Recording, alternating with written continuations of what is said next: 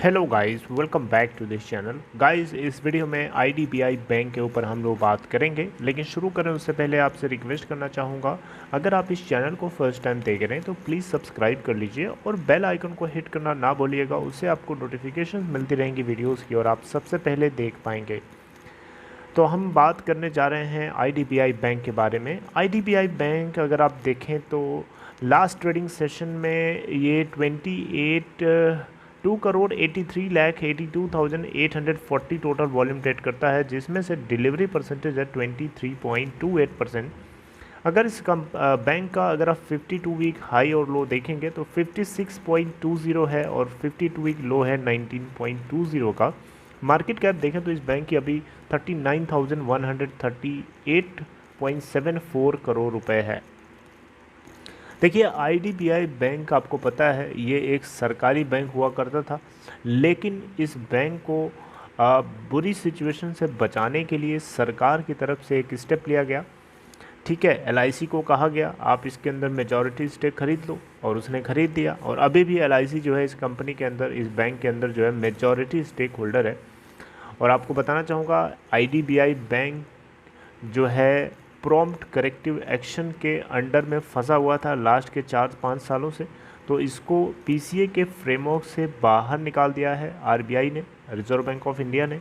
आपको पता होना चाहिए, कोई भी बैंक अगर पीसीए के फ्रेमवर्क में डाल दिया जाता है आरबीआई के द्वारा, तो उस बैंक के पास लिमिटेड बिजनेस अपॉर्चुनिटीज़ होती हैं, वो ज़्यादा बिजनेस एक्सपेंशन नहीं कर सकता। तो वही चीज़ आईडीबीआई बैंक के साथ में भी थी। तो ऐसा इसको पीसीए से बाहर क्यों निकाला गया है वो एक्चुअली में नहीं पता, लेकिन लॉजिकली अगर हम देखें तो अगर बैंक की परफॉर्मेंस अच्छी होती है धीरे धीरे टाइम के साथ में, तो उसको पीसीए के फ्रेमवर्क से बाहर कर दिया जाता है।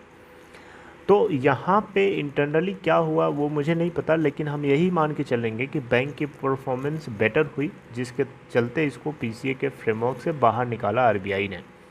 यहाँ पे इस वीडियो में एक धमाकेदार खबर ये है कि इस बैंक ने एक इतिहास रच दिया। जी हाँ, 5 सालों में इस बैंक को कभी भी प्रॉफिट नहीं हुआ था, लेकिन इस बार लास्ट के 5 इयर्स के बाद जो है अब इस बैंक को प्रॉफिट हुआ है एनुअल बेसिस पे, यानी पूरे ओवरऑल 1 साल की मैं बात कर रहा हूँ, एक साल। जी हाँ, क्वार्टरली बात नहीं कर रहा हूँ, एनुअल प्रॉफिट की मैं बात कर रहा हूँ।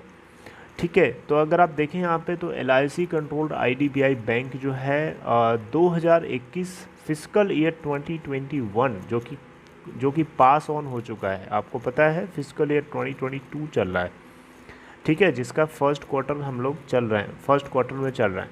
तो फिजिकल ईयर 2021 के अंदर इस बैंक ने जो है टोटल नेट प्रॉफिट बुक किया है 1359 करोड़ रुपए, लगभग 1359 करोड़ रुपए, 1359।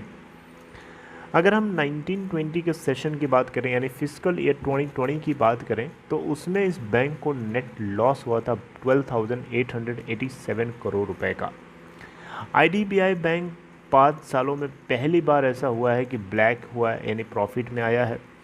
अगर हम लास्ट क्वार्टर की बात करें, यानी Q3 की बात करें, तो उसके कंपेयर में Q4 में इस बैंक को 4 टाइम्स जंप देखने को मिला है नेट प्रॉफिट के अंदर। यानी Q3 के अंदर इस बैंक को दिसंबर क्वार्टर में जो है 512 करोड़ का नेट प्रॉफिट हुआ था, 135 करोड़ का नेट प्रॉफिट हुआ था। आई थिंक दिसंबर क्वार्टर नहीं, बेसिकली इसको 1 साल पहले फिजिकल ईयर 2020 के अंदर जो इनको नेट प्रॉफिट हुआ था सेम क्वार्टर में 135 करोड़ का था, जबकि इस बार इनको Q4 में जो है प्रॉफिट हुआ है 512 करोड़ का। तो आप देख सकते हैं ज़बरदस्त हमें इसके अंदर ग्रोथ देखने को मिली है, और शायद इसी के चलते इसको पीसीए से बाहर निकाला है आरबीआई ने। आरबीआई एनालिसिस करता है उस बैंक के ऊपर और देखता है, अच्छे से जांचता है उसके ऊपर कि हाँ वो बैंक क्या उसकी परफॉर्मेंस लास्ट के कई पीरियड से जो है बेहतर हो रही है कि नहीं हो रही है। अगर हो रही होती है तो उसको पीसी से बाहर निकाल देता है। तो ऐसा कुछ हुआ, जिसका रिज़ल्ट भी हमें देखने को मिल रहा है कि हाँ इस बैंक ने प्रॉफिट जनरेट किया है।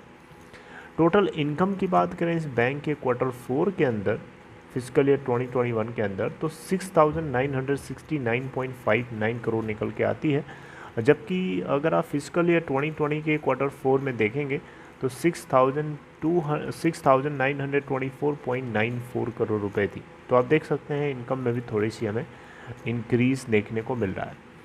फुल ईयर इनकम की बात करें तो इस बैंक को 24,557 करोड़ की net full year income gain हुई है फिजिकल ईयर 2020 के अंदर, जबकि फिजिकल ईयर 2020 के अंदर यही चीज़ इनकी 25,295 करोड़ हुआ करती थी, तो उसके अंदर थोड़ी सी हमें गिरावट देखने को मिली है। GNPA की बात करें यानी ग्रॉस नॉन परफॉर्मिंग एसेट्स की बात करें, आपको पता है किसी भी तरीके का NPA हो, चाहे GNPA हो, चाहे NNPA हो, ये ज़्यादा अगर फिगर आ रहा है तो ये अच्छी बात नहीं होती है बैंक के लिए। आप देखें यहाँ पे IDBI बैंक का GNPA Q4 के अंदर निकल के आता है 22.37%। बाप रे बाप, बहुत ज़्यादा है। वहीं हम बात करें इसके पिछले साल यानी फिजिकल ईयर 2020 के सेम पीरियड के लिए तो 27.53% हुआ करता था, तो उससे तो काफ़ी कट हुआ है, लेकिन फिर भी अभी 22.37% बहुत ज़्यादा है गाइस।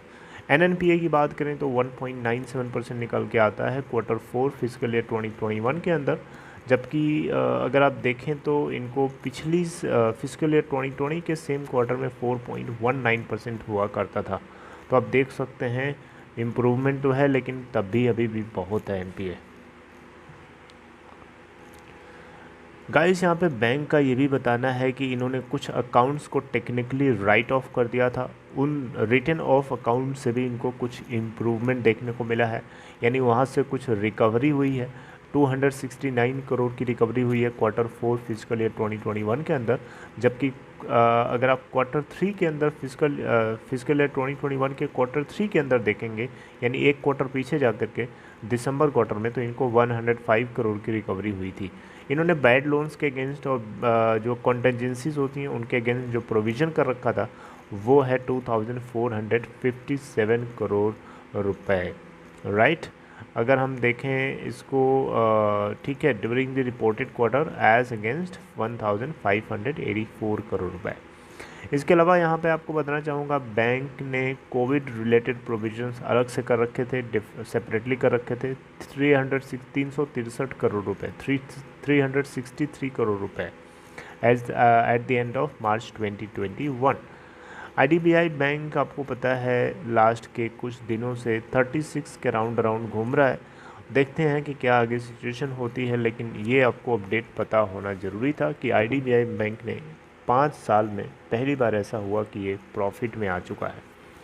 तो देखते हैं आगे अगर ये बैंक अच्छा करता है तो डेफिनेटली मुझे लगता है कि इसके अंदर LIC जो है आने वाले टाइम में कुछ परसेंट जो है स्टेक कम कर सकती है, बिकॉज ऑफ सरकार इसको प्राइवेटाइज तो ऑलरेडी कर चुकी है, लेकिन कुछ हिस्सेदारी यहाँ पे बेचना चाहती है। उसके लिए LIC को भी अपनी स्टेक में से थोड़ी बहुत स्टेक काटनी पड़ सकती है, ऐसा सुनने में आया था, खबरें उड़ी हुई थी। अब रियलिटी क्या है, जब तक वो चीज़ मटेरियलाइज नहीं होती तब तक हम उसको नहीं बता सकते कंफर्म, लेकिन ये बात जो है सामने उभर के अलग अलग न्यूज़ के ज़रिए आई है और मैंने आपको बार बार बताया भी है।